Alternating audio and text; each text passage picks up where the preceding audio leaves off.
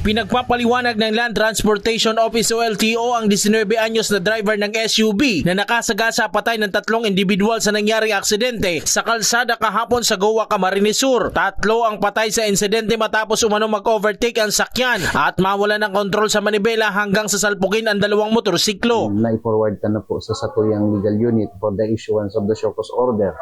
Duman po sa driver katong 4 wheels. Supposedly, baka po i-serve mo niya na aldaw. Ano po, itong show cause order. Tanging verify ta po si mga details po niya on duman.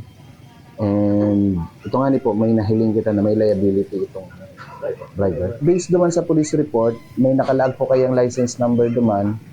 Kung binerify ni po, igwa po siyang lisensya.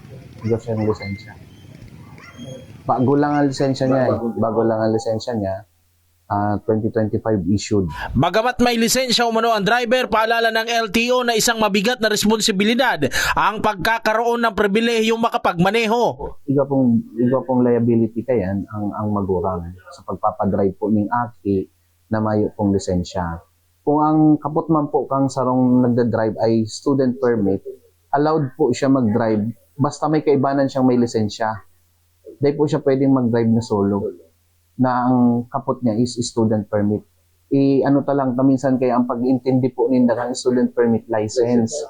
Kaya nga ni po siya permit, bako po siyang license. So, ibig sabihin po, yan ang time na nasa proseso ka kang pag-a-apply pa lang ng tamang lisensya. Binigyan din ni Mancera na kung maaari ay ma-drug test ang lahat ng driver na nasasangkot sa aksidente sa kalsada dahil naayon naman umano ito sa batas na saklaw ng Section 7 ng RA 10586 o Anti-Drug and Drug Driving Act of 2013. Jan Amador, CSN.